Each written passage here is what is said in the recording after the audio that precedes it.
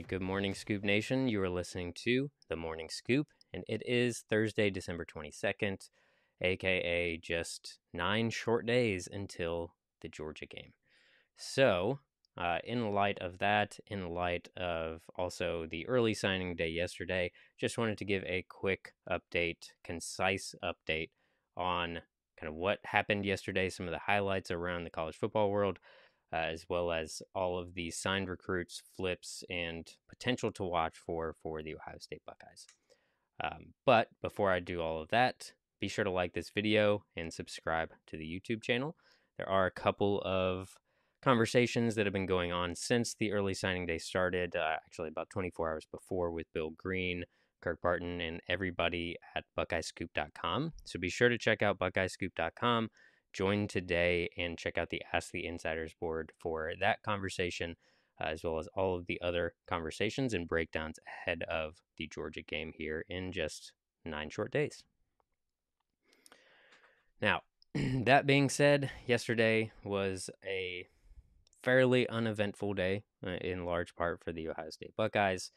Signed letters of intent from already committed recruits include Brandon Inniss, Carnell Tate, Noah Rogers, Luke Montgomery, Jason Moore, Calvin Simpson Hunt, Jelani Thurman, Jermaine Matthews, Malik Hartford, Arvell Reese, Joshua Padilla, Lincoln Keenholtz, Austin Searveld.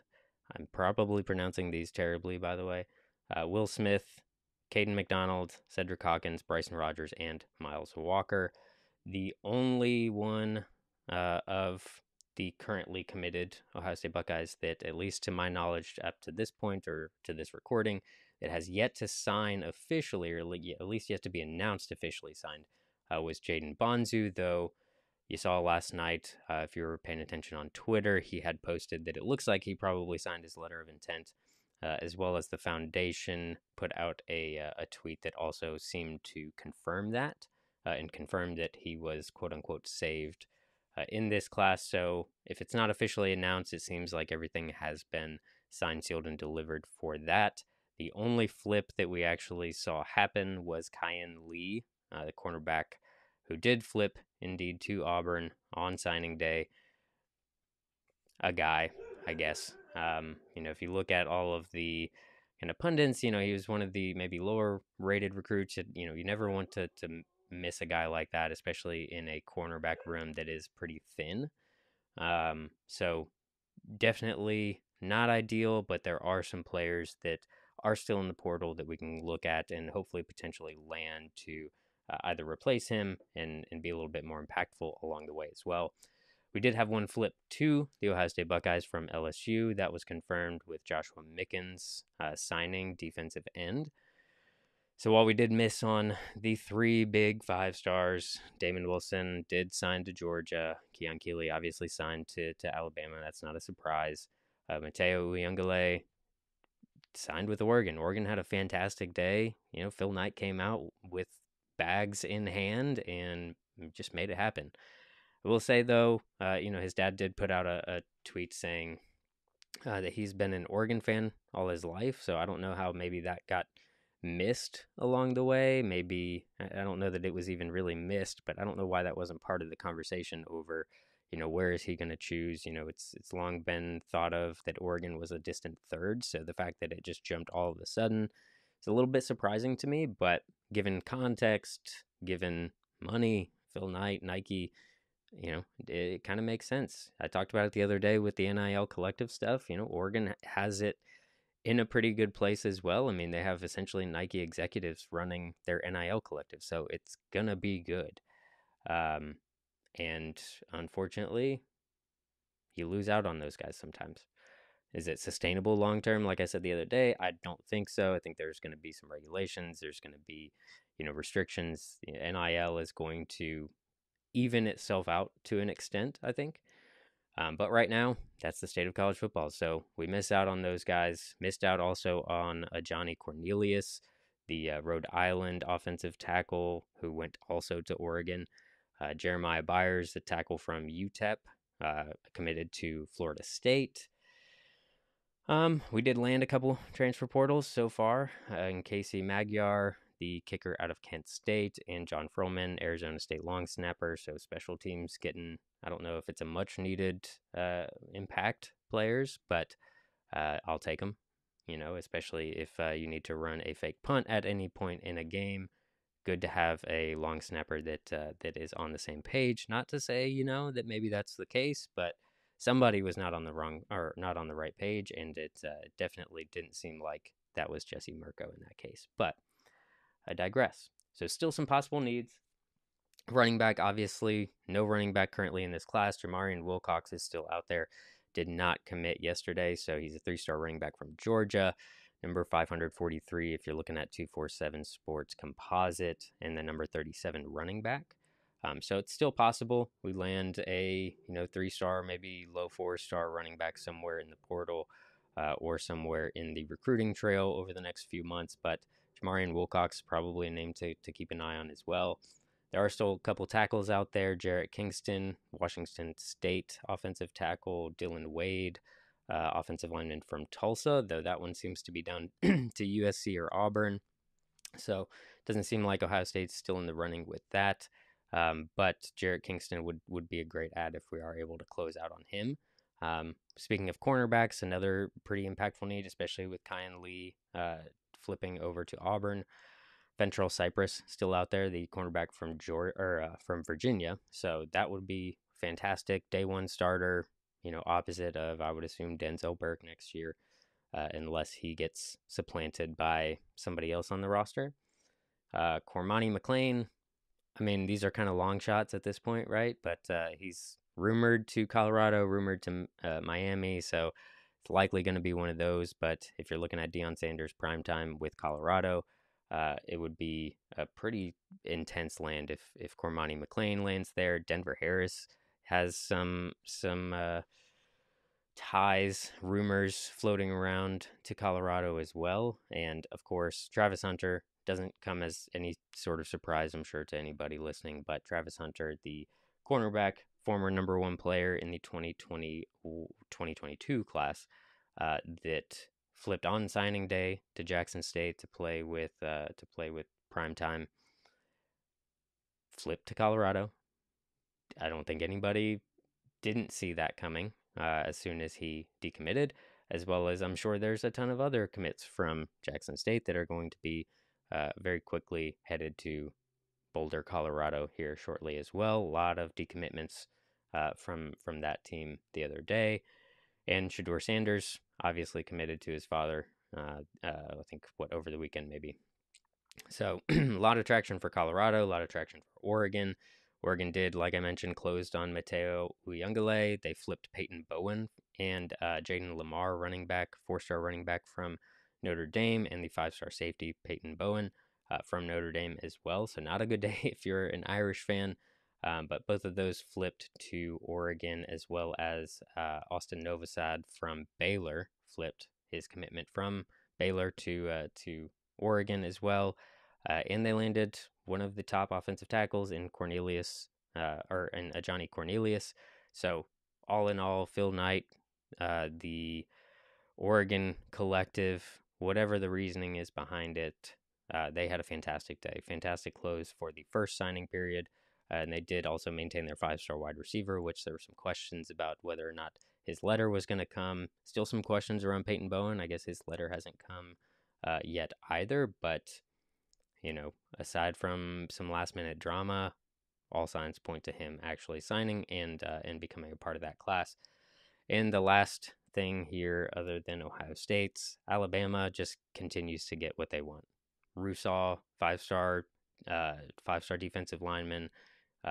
James Smith, 5-star defensive lineman, both from Montgomery, Alabama. So again, not a really terrible surprise with that, but both committed. They've got now 6 5-stars, number one class again, because Nick Saban is just an absolute monster when it comes to trying to convince kids to come play for him. So they're still trucking along. The dynasty doesn't yet seem to be over, despite a down year this year. So Alabama will most assuredly be back. But there are only 2 classes. Ohio State finished with a top 5 class composite ranking according to 247. So it is still a good class. I think a lot of Ohio State fans right now are just in the everything's burning to the ground, nothing is good, we're losing recruits, we're not winning battles, we are losing to Michigan, we're going to get smoked by Georgia. And like, if you want to look at all the negatives, like that's up to you, man. Like by all means, do you be negative, be sad, just be pissed off all the time, apparently. I, for one, choose to try and see some positives with this.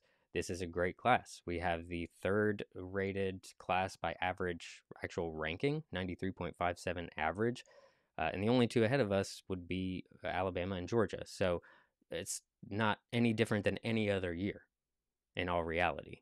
Alabama and Georgia have been 1 and 2 in most classes in most years, you know, for the last 15 years, for the last, in recent memory, recruiting classes. So nothing has really changed in that front. Now I think it's maybe more heightened just because a lot of like the NIL stuff is actually out in the open, whereas before it was happening behind closed doors. So it was all speculation. Nobody actually knows what's happening. But now that people know that, oh yeah, no, they're just paying kids now. It is a bigger problem. I don't see that. We got great kids in this class. We got Jelani Thurman is an absolute beast tight end, number 2 overall tight end in the class, highest rated tight end in Ohio State history, one of probably the best playmakers in this class, alongside with like Brandon Inniss, Carnell Tate. Obviously, Brian Hartline continues to do his thing and kind of help embolden this class, but the defensive line is also solid. I mean, you've got guys like Caden McDonald is just a monster, huge presence across the defensive line.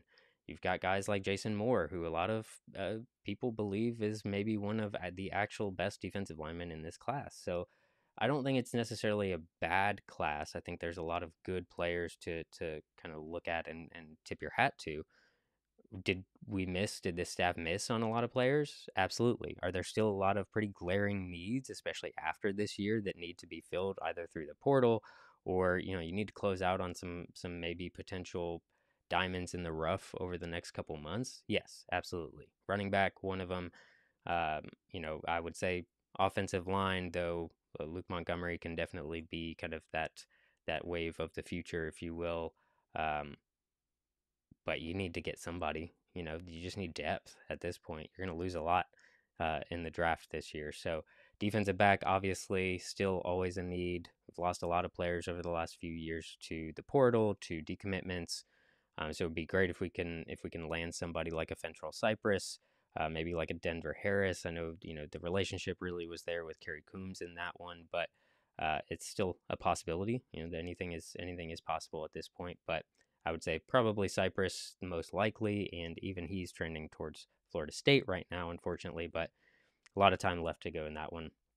Get him on campus, and as Bill Greene has said, anything is possible.